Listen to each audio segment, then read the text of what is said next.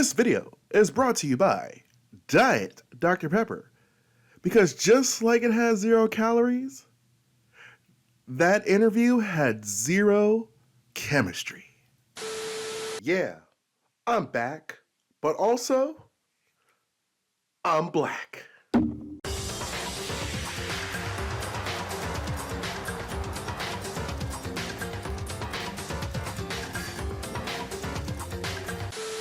Hey, what is up everybody? Yes, I returned to your phone, your computer, your TV, your tablet, your laptop. I don't know what you're watching me on at this very moment right now, but wherever you are, welcome back. Or if you're new, welcome. It's me, it's Malcolm, and today, I know it's gonna be a long video. I'm just gonna get straight into it. You already clicked the title, so you know what's going on. We're pretty much going to be talking about this Sofia Franklyn interview with James Charles, where he talks about his past allegations and things like that. So we're just going to get straight into it because I know it's going to be a long video. I have a lot of clips. I have a lot of things I want to talk about.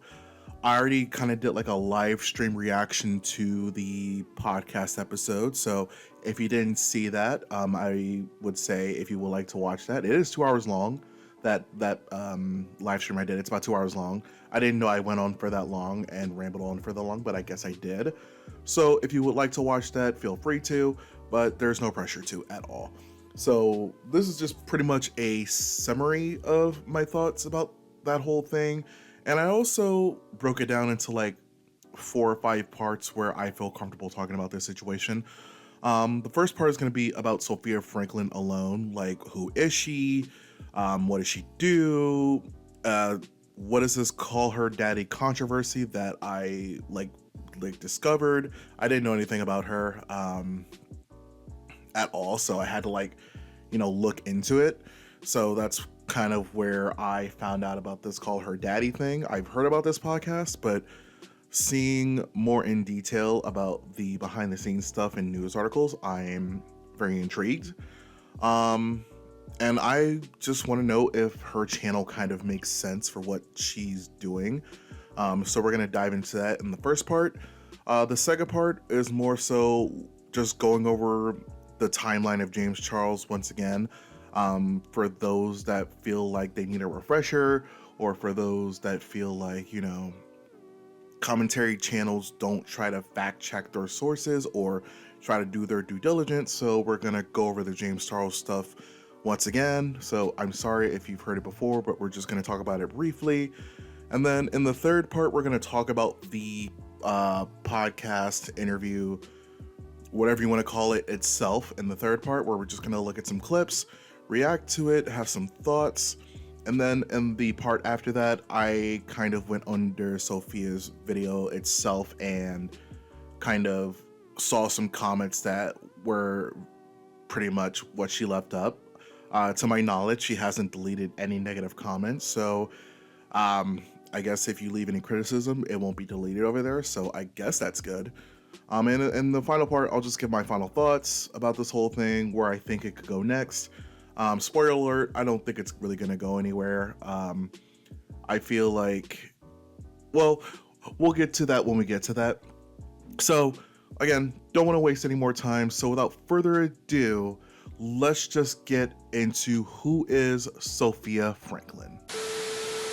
So welcome to part 1 if you've made it this far and you didn't want to skip this part.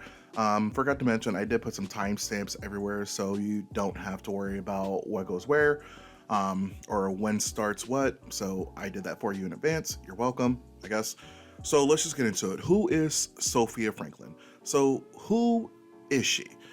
She is an American personality that is mostly known for being a now ex-co-host of the Call Her Daddy podcast, right?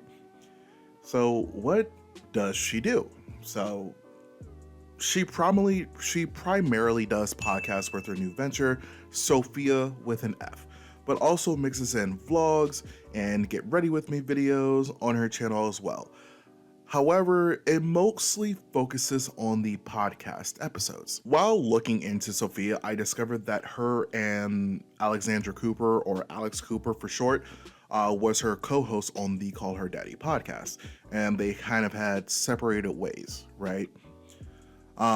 There are multiple upon multiple articles detailing what happened between the two, but from what I can gather, the main issue here was a contract dispute where Sofia felt the podcast was worth more and didn't want to sign the contract, yet Alex did.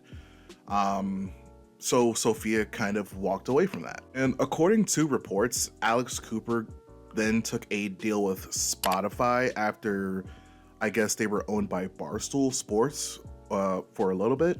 I'm kind of confused there, but I do know that Alex took a deal with Spotify to get exclusive rights for Spotify, and that deal was worth like $60 million.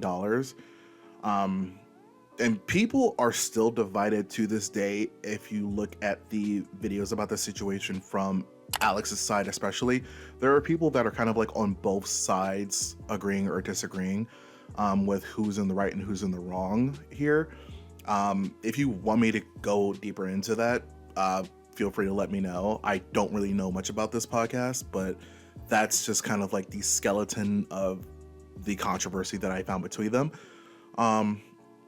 The contract did expire this year, so I don't know if this Alex Cooper person is going to like go under another brand, be exclusive to somebody again, or is she just going to be super independent?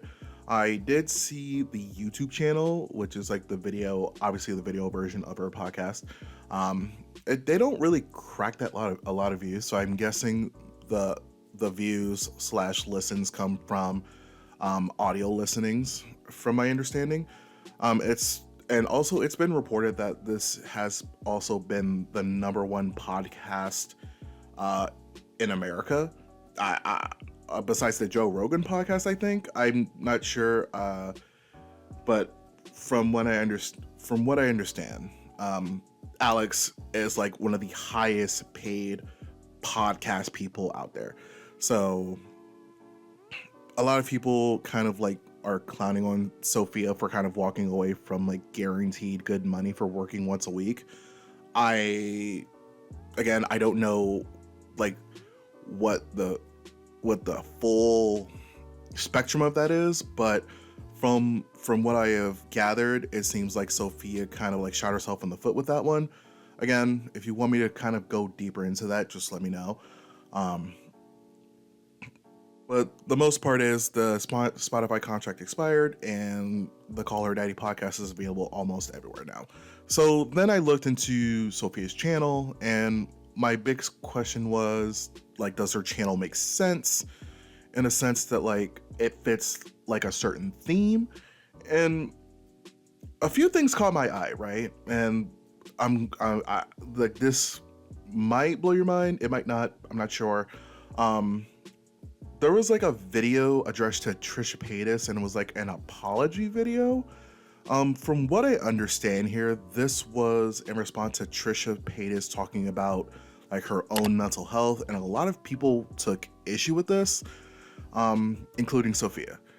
And somewhere along the way, Sofia decided to apologize to Trisha directly in a video, but even listening to the video, you can tell that it wasn't a genuine apology, and more so, let me get this out the way. Let's just kick this shit off and let's address the elephant in the room, more like the TikTok in the room. If you don't know what I'm referring to, and it rhymes with Trisha Paytas drama, Google it. I'm not going to explain it. I'm not going to like rehash the whole thing. You can always use Google as your friend. First and foremost, I would like to apologize to Trisha Paytas. What I said and what I did was a low blow, and I can fully acknowledge that, and I'm sorry. I truly am sorry. It's interesting to me why I was so triggered. Like, it's interesting because I feel as if I must be an extremely sensitive person, because a lot of you, including one of my really good friends, Brooke, commented on the video saying, Sophia, are you good? Like, did you watch the same video that we all did? It wasn't mean. It wasn't, all those things. For some reason, when I watched it, it was extremely triggering. I don't know exactly why. I will up my therapy sessions to twice a week. I also noticed that she did an interview with Adam McIntyre about his experience with Colleen Ballinger.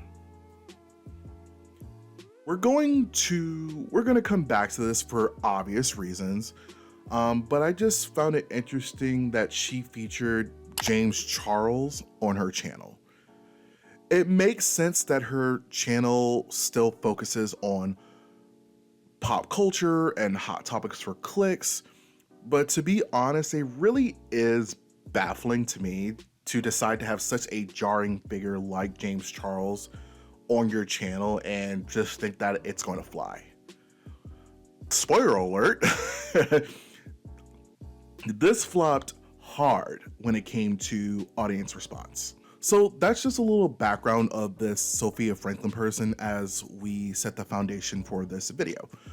So I think it's important we take a look back at James Charles and the controversy surrounding him, because as we are about to see, he definitely wants to control the narrative about his past.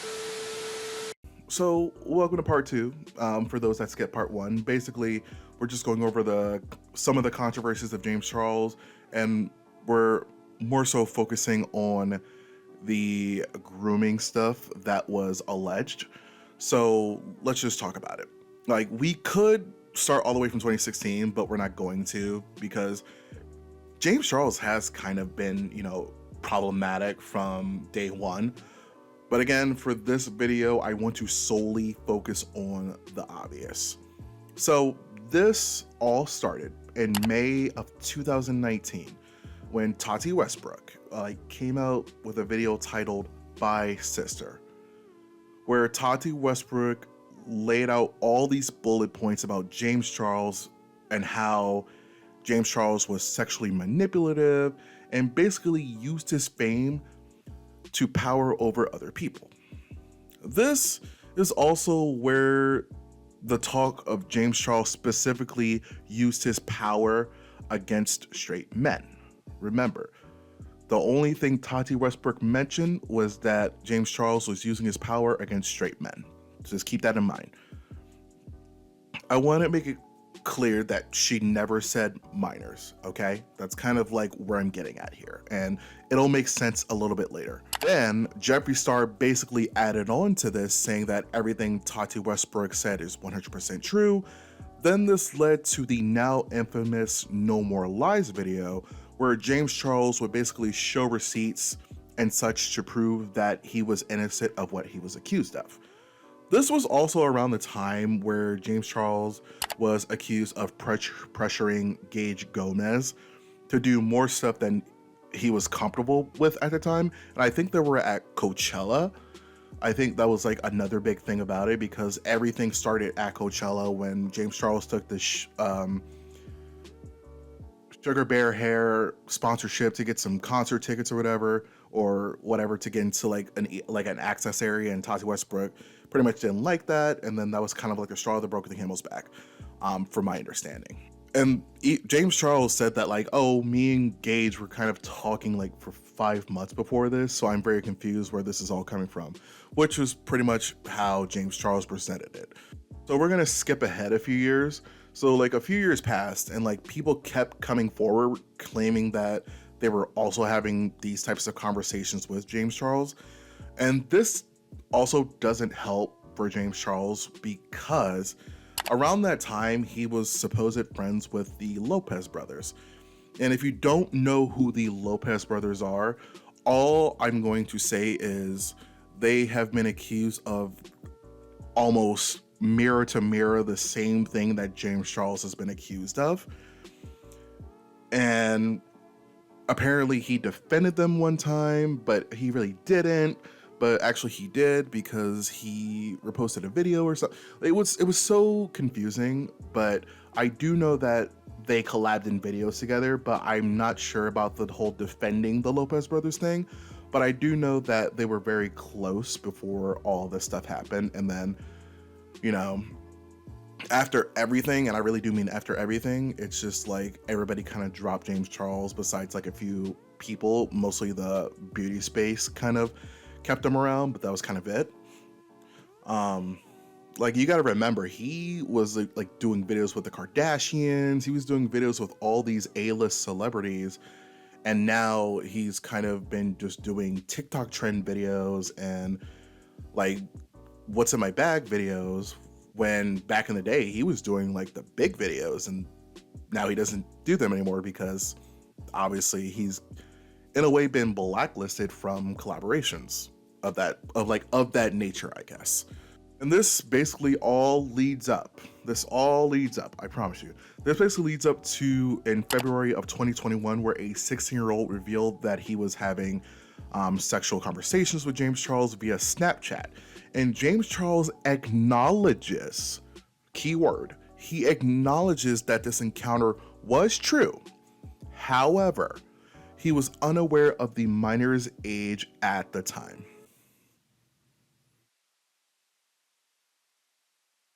A few more years pass after that, and in the end, about 15 to 20 people came forward about their experience with James Charles. However, James only acknowledged 2 people in his now deleted video, Holding Myself Accountable, where he says to the victims, "I am so sorry." I now understand the root of the problem. I understand how and why I, and only I, caused myself to get into this situation. I understand that this could have and should have been easily avoided, and I also understand that I need to be aware of my platform at all times. I didn't understand how a situation like this could affect the people involved, but now I do. And for that, to the victims, I am so, so sorry. And I promise that something like this will never, ever happen again. Please, please, please keep that in mind, especially as we break down this interview James Charles does with Sofia. Please keep that in mind, okay? So James Charles then uploaded a different video about the situation, I think in the same calendar year, titled An Open Conversation, where basically James Charles kind of puts all the blame on commentary channel Death Noodles for putting so many false allegations out there. And this kind of has been James Charles' like golden egg of an excuse since 2021. But now that we are in 2024, he now has a new excuse thanks to Sofia. So let's break down this interview and talk about why this could have made things even worse for James Charles. Welcome to part 3, ladies and gentlemen, where we're basically going to go over the interview. I'm going to show some clips, going to do some reactions. If you're only here for this specific part, remember I did talk about the controversies of James Charles on my last part, and then we covered who Sofia is. So let's kind of like glue this all together and let's really talk about this interview. So it starts off with Sofia almost like glamorizing the fact that she's in James Charles's house. James Charles, I am so excited to be sitting next to you. The fact that you are letting us record in your home. Welcome. Thank you for coming. Thank you. I was imagining your home and I was thinking about your fridge. Oh, what did you tell me? Well, I didn't really, I mean, it is exactly what I thought it would be. I wasn't expecting a wine cellar with just Coke, like glass Coke. Well, every house in LA is so cookie cutter, and they all come with these wine cellars. And I understand if you're like a wine drinker, that would be a gorgeous feature to have. But I think it's disgusting. It's so nasty, and it's time that we start having that conversation. I'm not sure whose idea it was, but to have this type of conversation in a non-neutral site just seems like there's already a power imbalance here. Then Sofia goes on about how she is excited to see his house and see his makeup room and all this, right? Like, if you're paying attention and you know the history, it's like you can almost tell the direction that this interview is going to go. It's giving the vibe of the Cosmopolitan article that James Charles had last year. For those that don't know what the article is about, basically it's a fluff piece about James and basically saying that, you know, he's such a good guy, and all this stuff, right? So basically like painting him in a positive light and conveniently talking about his pain and loss in the same article. Something about this part just doesn't sit right with me, so I will play the clip for you here. And it's basically Sofia asking James Charles how he's doing, and he called the situation drama. Where are you now with the situation? I'm great. I'm really good. The drama that happened was about 3.5, almost 4 years ago now. It'll be 4 years in April. And I'm at a really good mental place. It took me a long time to heal and get over and get through everything, but it's something that I will never forget about and have had to live with. But it's been such a blessing in disguise, truly, to teach me so many valuable life lessons about love, about business, about just my own personal safety and protection. And it was, you know, a thing to go through, but I'm really proud of, you know, the mental progress that I've made. And I do like to believe that everything happens for a reason, because I think that you could drive yourself crazy by believing otherwise. Yeah. So I'm good. I'm good. That's good. Thank you for asking. I appreciate that, actually. Of course. So it's good to hear that James Charles is doing so well, but like, what about the people he affected? You know? Like, what about the people he abused his power over them to try to control them? Like, how are they doing?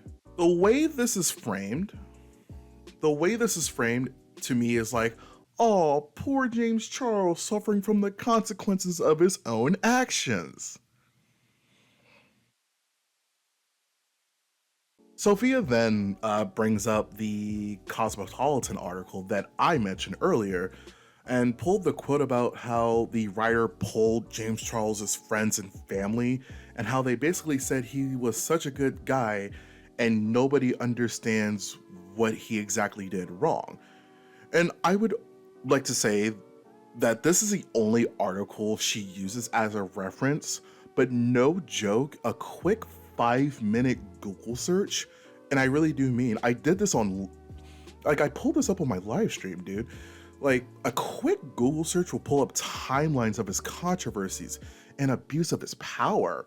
So choosing to reference a Cosmopolitan article that was heavily biased in favor of James Charles is very telling to me. I also noticed that James Charles was the one that brought up he messaged 2 guys, but they said they were like 18, and as we know, they were underage. And Sofia is just kind of like sitting there and not really challenging him on this. I think that I grew up in a time on YouTube where we are used to sharing every single aspects of our lives. And, you know, ever since day one, I have made a lot of mistakes growing up. I've had a lot of great moments, a lot of bad moments, a lot of embarrassing moments, and that's all documented online.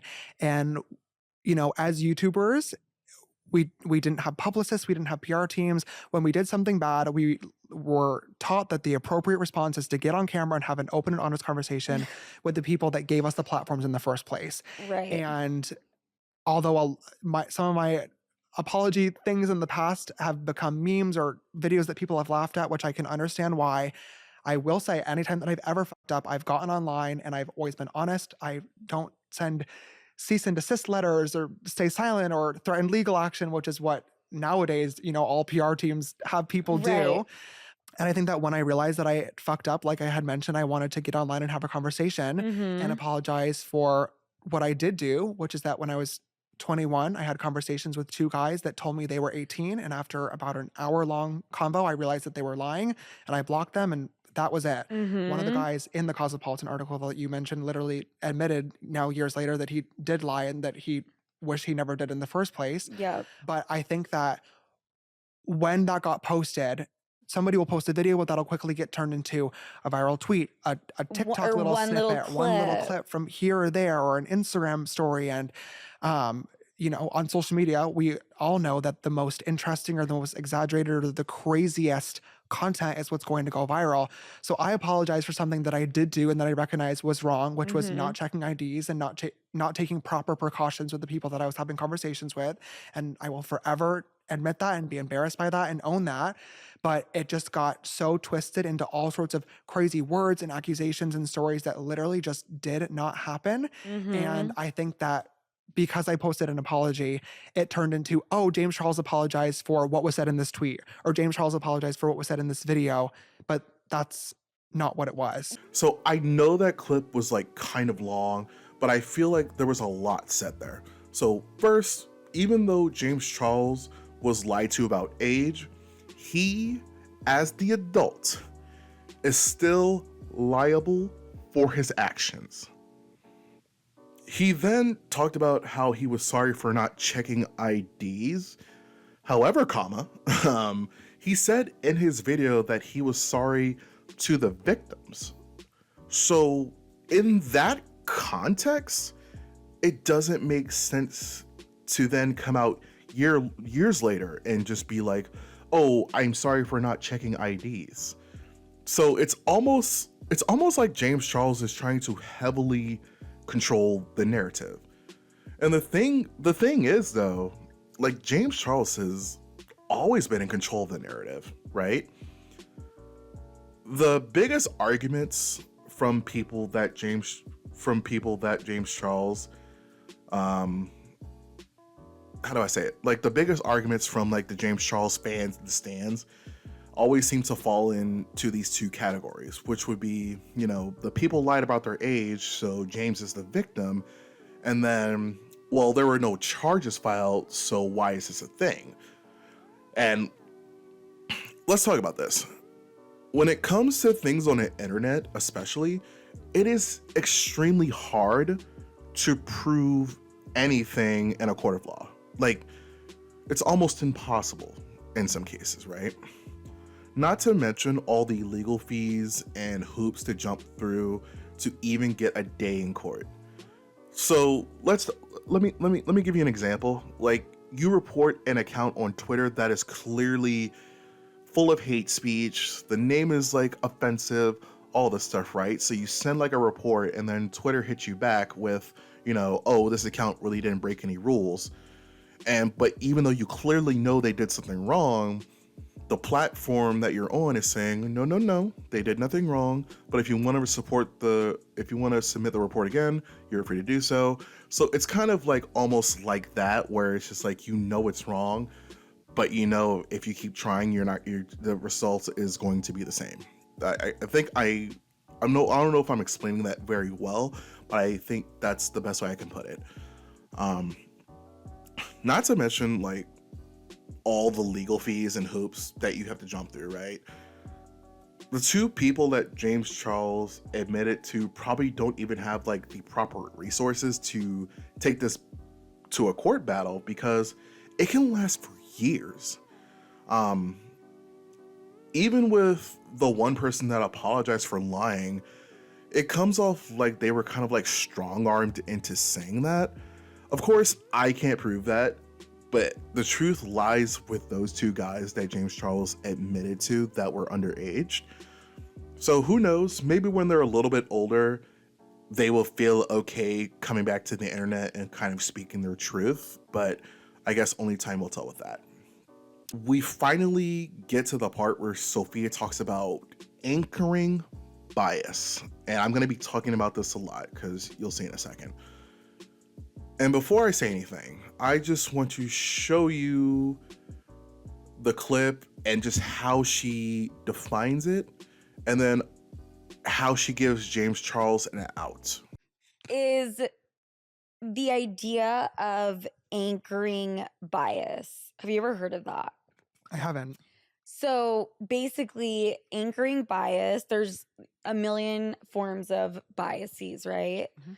Confirmation bias. And I learned about this one, anchoring bias, which basically means people tend to hold on to and believe the first piece of information they Yes. hear about something. Yeah. and it's really hard for them to let it go. Yeah. And I think for me, that was very difficult. I'm sure for you. Yeah. Not that we didn't fuck up. I'm just saying, moving forward, do you feel like this is something that will always be a part of your story and you? And Unfortunately, yeah, I do. And that sucks, but at the end of the day, it's my fault. So it is what it is. Like I said, I've moved past it. I think that, whenever drama videos first started being made about me in 2019, my dating life became extremely public. And it just, once again, unfortunately, became a trend to post conversations that people have with me, whether they were on DMs, dating apps, in real life, and it started getting a lot of engagement. So that's always going to be something that I will now need to look out for when having any sort of conversation, romantic or not. So I think like with that, it's just the same thing as like if you were a restaurant owner and you said, "Oh, Gordon Ramsay came in and said my food was shit," and spit on it.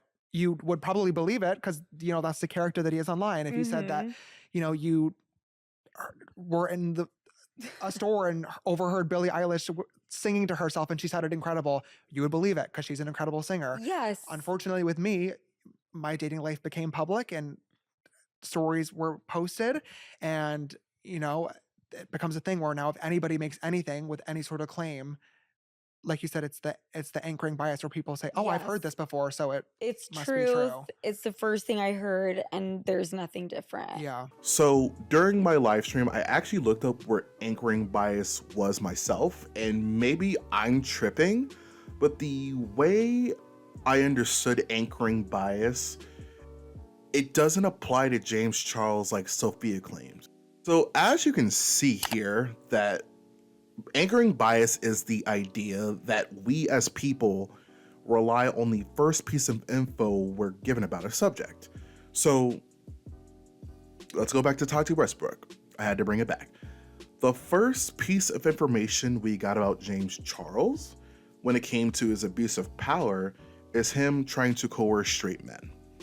However, the main thing that I've always keep hearing about, especially now, is his dealing with underage minors. So that in a way is kind of a contradiction to what Sophia is talking about, because if that were the case, we'd be way more in James Charles talking to straight men and not minors. Not only that, for now, for new people that don't know anything about James Charles, right? She's letting him paint his truth that he was an innocent victim in all this. And is that not, in a sense, anchoring bias that she's allowing her, like she's allowing that on her platform for people that don't know the history? And the way James Charles really jumped on the anchoring bias thing so fast and used that as like his new excuse, again, Sophia just doesn't really challenge him on this, and yet this was supposed to be like hard hitting. I guess that's kind of difficult when you're in a multi-million-dollar home and you're really pressed to see their damn makeup room. I will also say that this was the interview that all of the James Charles stans have been waiting on. And this kind of gave them the validation on sticking around, because now anchoring bias is the new "but they lied about their age" kind of excuse. So for those influencers that kept quiet about James Charles, like Manny MUA, this just gives them the "finally I can support him" guilt-free card. So if this isn't textbook controlling the narrative, I don't know what is. So they finish off this like heavy hitting section saying to not read into biased sources. Information is going to be most entertaining to the viewers. Totally. And I just think it's a vital skill to be able to look for, a real source or accurate information, regardless of whatever topic is being discussed. Or read something from an actual unbiased point of view and not like a, "oh my God, this is like giving me a little bit of a thrill to read." Yeah.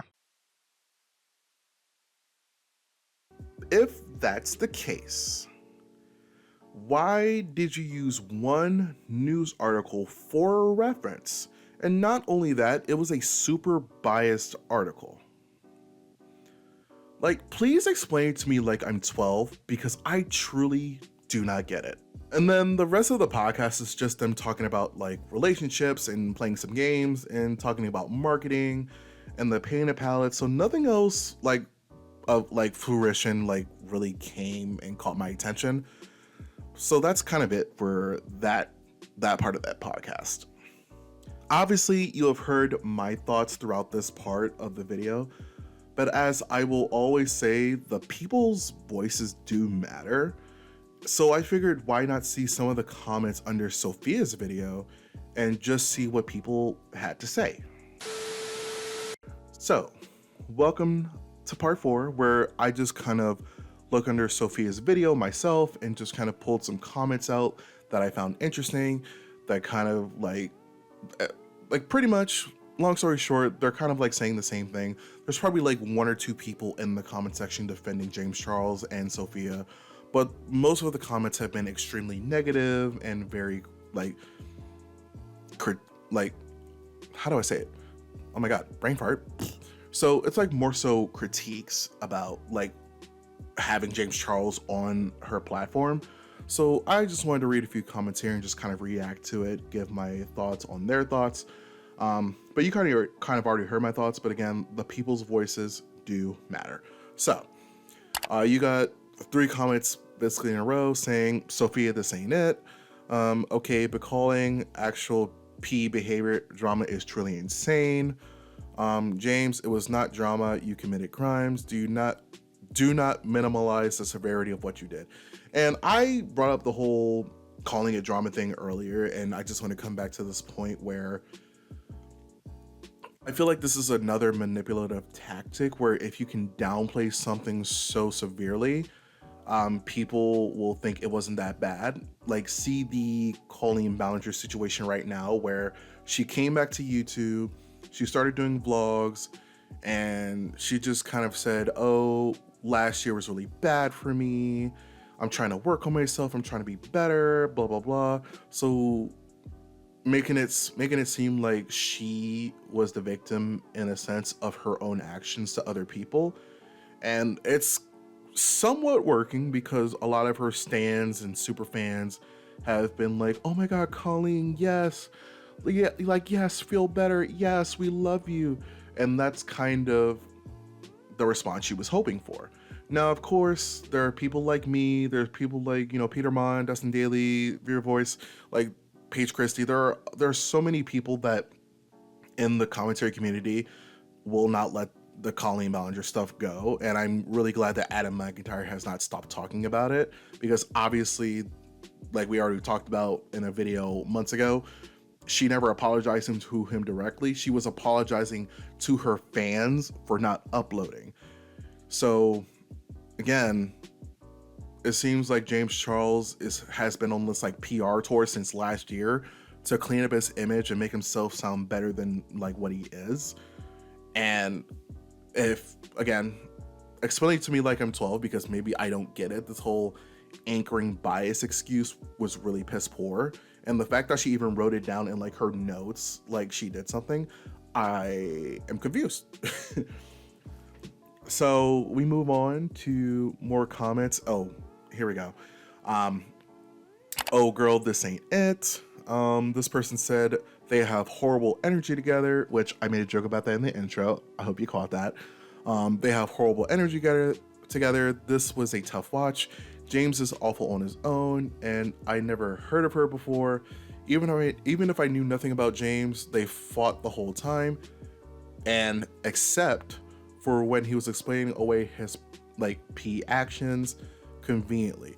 And I didn't bring this up because I obviously didn't watch the whole shebang-a-bang, because I didn't want to give this Sofia person any more of my time, because I feel like,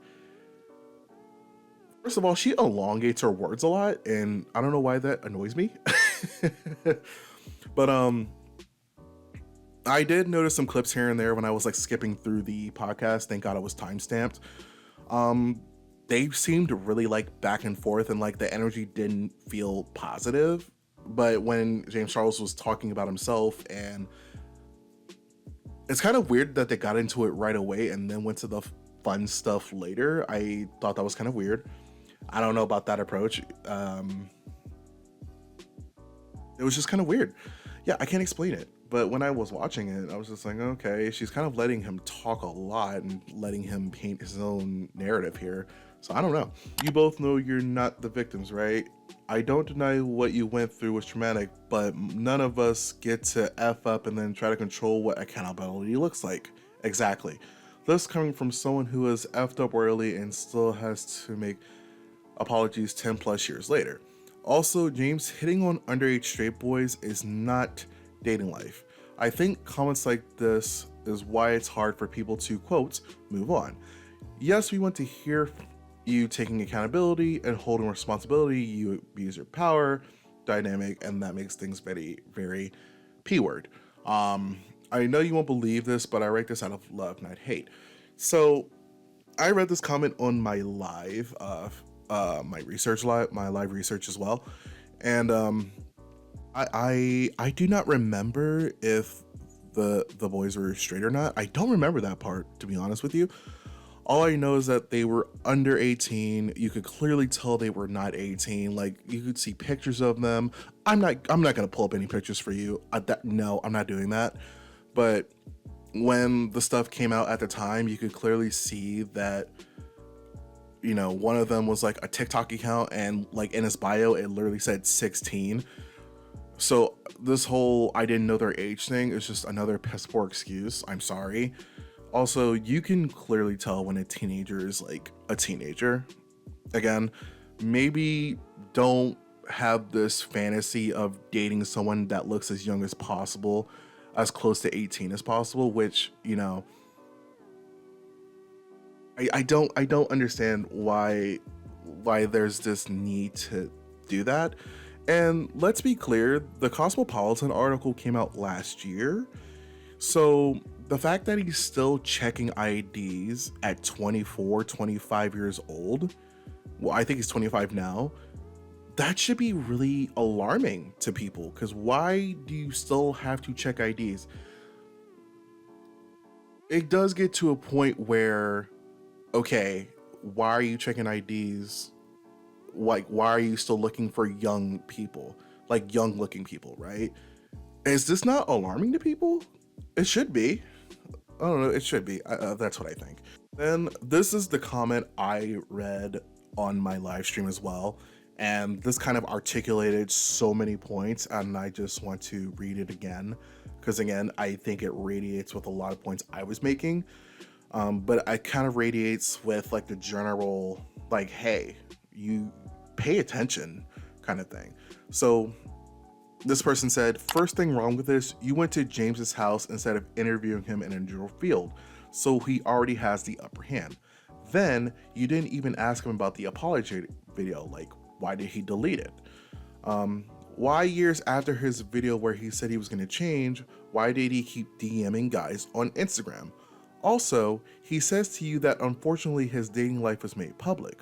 Well, wasn't he always commenting on IG and tweeting very explicit things that he wanted to do to guys? Like Shawn Mendes, for example. So it's not like he wasn't sharing that part of his personality and life. Finally, you compared your apology video or scandal to his, which says you're not taking serious what he did at all. I don't think it's bad to interview someone that committed a crime, as long as you ask the questions that everyone wants to know to truly see what that person thinks about what they did. But you didn't interview him at all. You even praised him for his makeup. It's insane. But after what you've been doing lately, this doesn't surprise me at all. You aren't only a mean girl. This is beyond that. Chef's kiss. Chef's kiss. That I couldn't have said it better myself. And again, it's giving very much fan behavior. I can't explain it, but you know it when you see it. I don't know, I'm 30 years old. It's like you know it when you see it. It's giving very much fan behavior. I can't explain it. So it's very off-putting to me, you know? And that's kind of like the general consensus under her video, where people just aren't feeling it. Like, it has like 22,000 views right now, so like the video is not that viral. But I feel like, again, I'm glad Peter Mon talked about this. Otherwise, I wouldn't have known about it.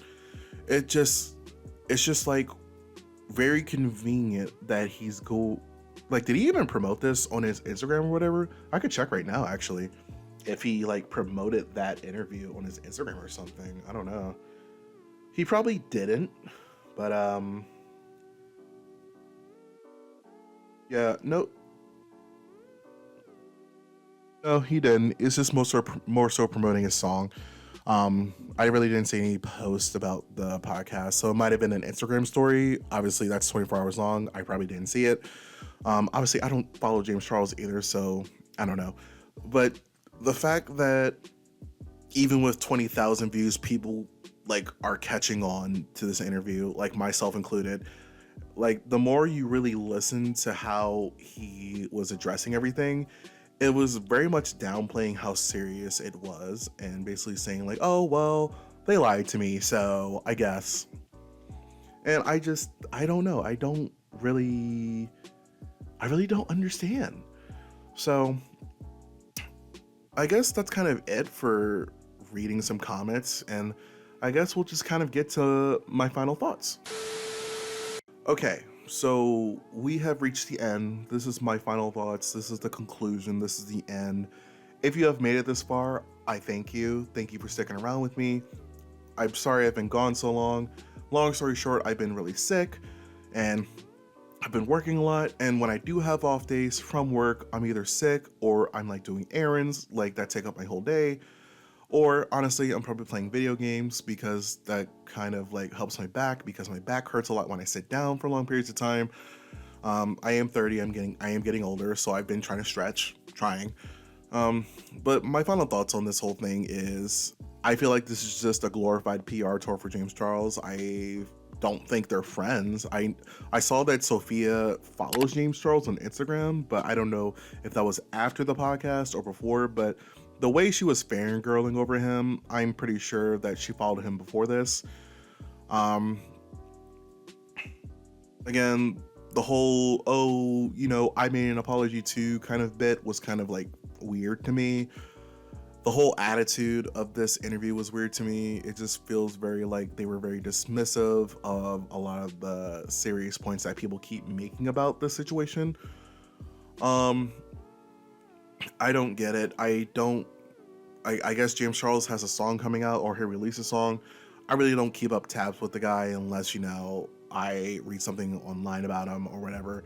I just don't purposely look for things to be like, oh, what is James Charles up to? I don't really care about James Charles, but I did find this interesting to talk about because he's controlling the narrative in his way, and thankfully it didn't work, at least this time.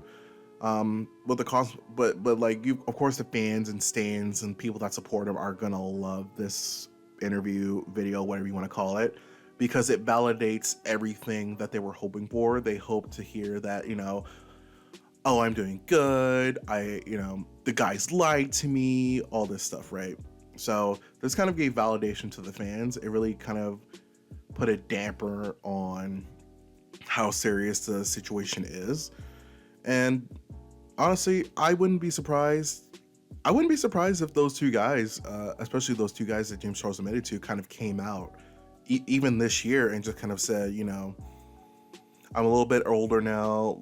I want to talk about it. And even the person that, apologized for lying, I feel like that was a power play. But even then, the other person didn't apologize. So there's still one person unaccounted for in this whole thing, which they conveniently skipped over, So I saw some comments saying that both people admitted they lied. No, it was just one. And even then, I just feel like, yeah, they lied, but like, as the adult, James Charles still had the power. So that's kind of where I want to leave it at. I want to hear your thoughts down below, and that's kind of all I have for today. So once again, it is Malcolm. That's me. Sorry I've been gone so long. I hope to come back and be more consistent. I say this every time I take long period breaks, but I really hope to stick to it this time.